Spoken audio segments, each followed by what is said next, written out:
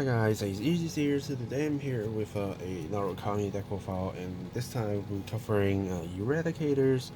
Last time I did cover Armor Break before, so this time we are actually going to the main key card that we have as support, which is Vowing Saber Dragon Reverse. So with a Vowing Sword, it isn't that impressive. It got a funny skill, it got a cool skill, but it seems a little bit slow. But with Vowing Saber Dragon Reverse coming into the game, things actually changed, and I like this change. And it's something that I don't need to rely on Gauntlet Buster. I don't need to rely on Descendant, even though a little spoiler, we do have Descendant here, but he is not as important as before. While we can basically just rely on our Vowing to be doing all the job by itself and win games. So let's quickly go into the deck profile. First, the Vowing parts, I'm running 3 of the Vowing Sword Dragon and 4 of the Vowing Saber Dragon Reverse. For Vowing Sword is a chance to baiting your opponents to thin the deck, increase the bind zone, so you can get a lot of things from there, and also the questioning on getting 5k plus or 10k plus. If they didn't bind a card from the deck, you get 10k on a unit. If they do, you get 5k to a unit, so you always get a plus.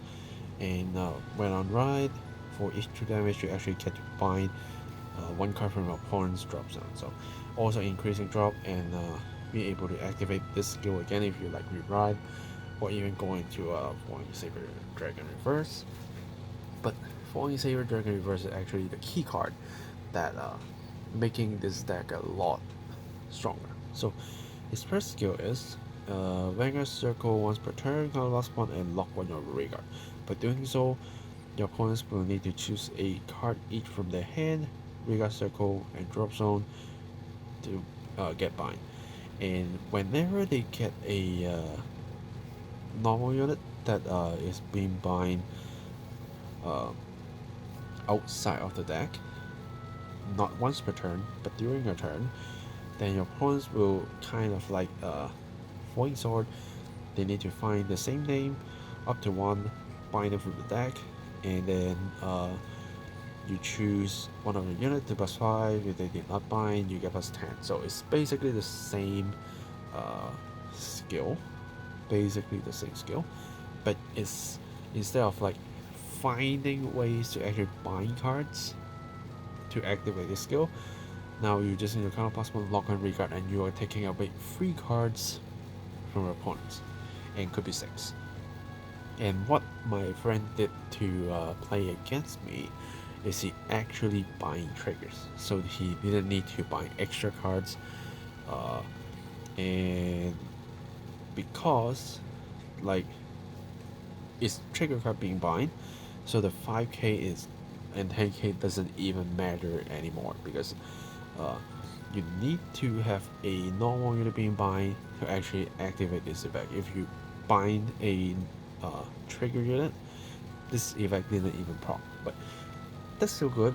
They still get rid of the 15k shield, could be 20 or even a PG.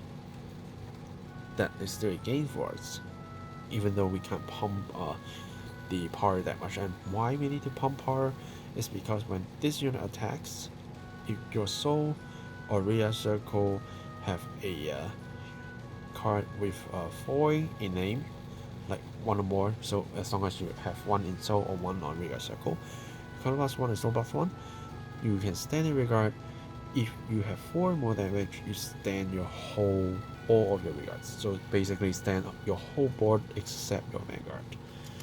And this is crazy. Like, you pump power to so many units, you do small pokes with them, your Vanguard go in, and you stand your whole board and attack again, right? So this is scary. But I didn't use Punch Trigger in this deck, even though it sounds great to do so, but there are chances that if your opponents see you playing a Eradicator's deck and it's a Vowing deck, they will lock you at 3. They can't do that. They can't.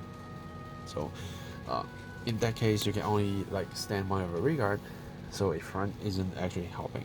But stacking crits to do a one punch is still a very important, powerful play, actually. So being able to do so much attacks and ruining your opponent's cards from their hand and drop that they might try to avoid buying the extra cards or giving you extra power, that is such a powerful skill. And same as Leopold Reverse, this card basically completes all the skill by itself. Only that you need another Vowing, which we have a total of 7, riding 1 you have 6. So it's not that hard to actually find the pieces. And if you really want to, you can add extra Vowing Sword, and that doesn't hurt you at all.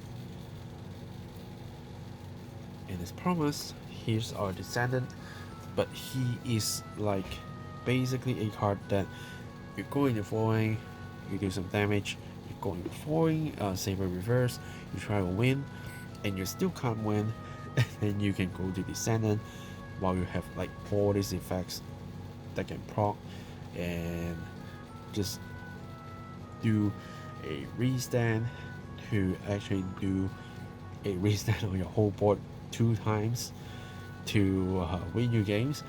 Like if you go into this, if you go into this, and if you go into this, you have to win.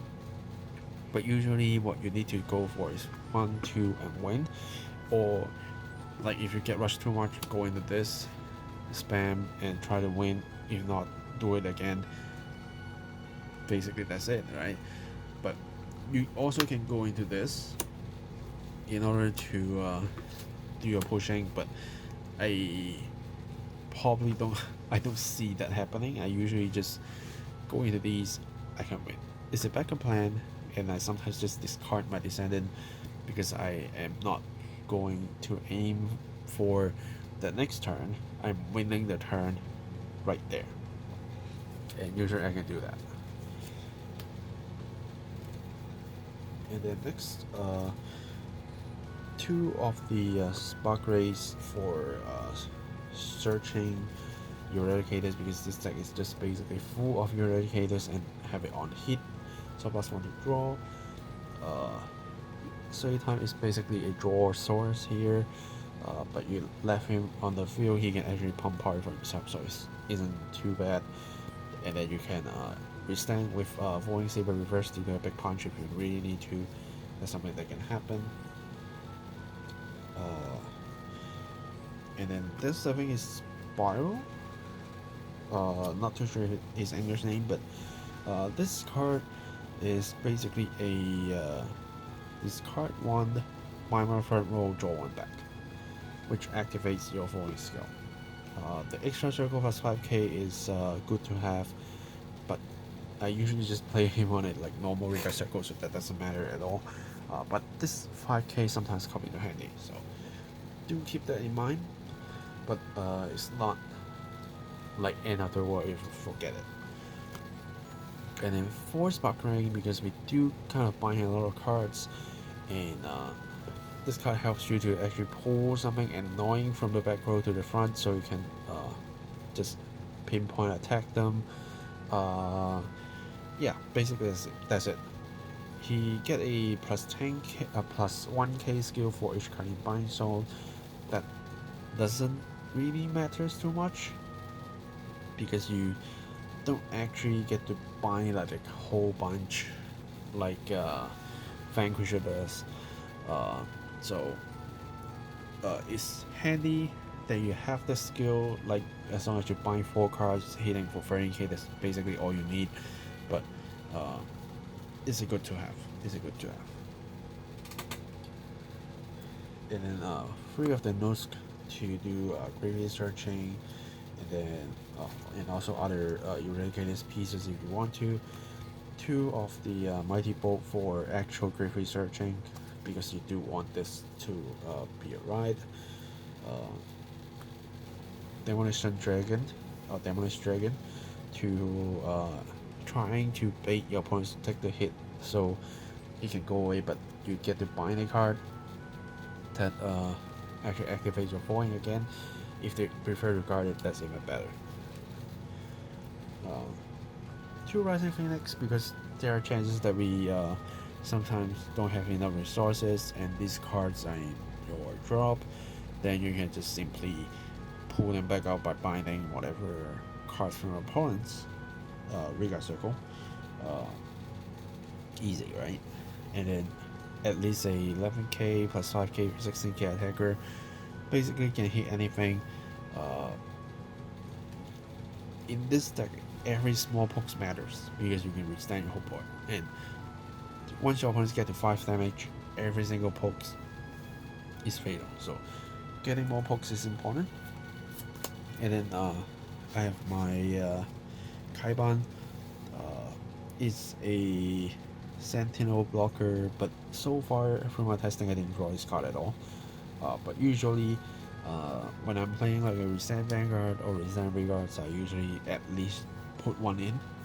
It's not that important anymore, but being able to actually blocks PG with a big punch that you get to withstand is actually quite important.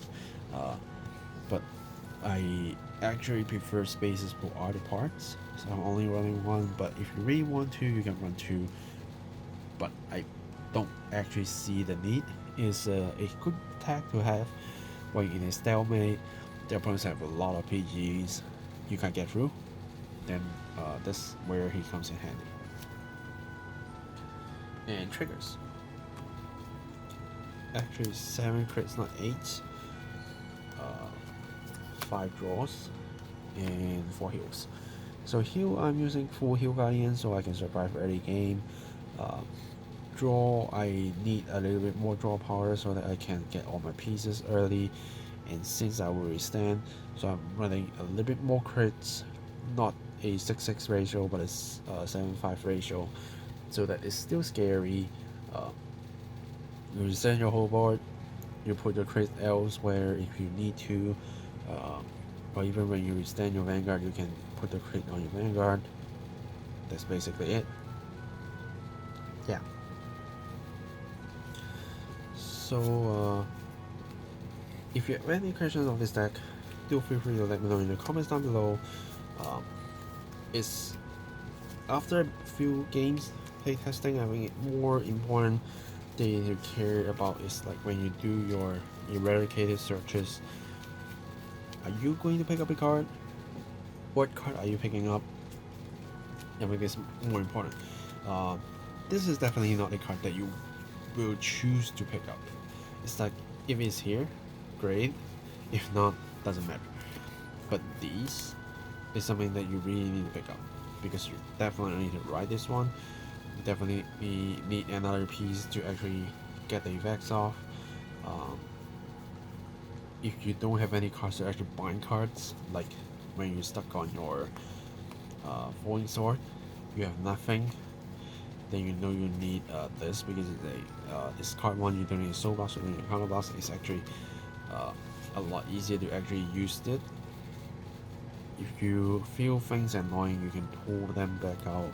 If you want more searches, you can go for that, and then you just try to discard your Phoenix so that when you bind cards, you can actually get them back. Yeah, so that's it for this deck profile. If you again any questions on this deck, feel free to let me know. Subscribe for more deck profiles, more deck fights, more unboxing videos. Comment, let me know any questions again, or any thoughts, and like this video. If you like this deck profile or you try it, you feel the deck is working for you, give this video a like as well. Share it with your friends so more people can actually see it, and maybe like help me get more subscribers. Yeah, so thanks for watching guys, and I will see you guys in the next video. Signing off.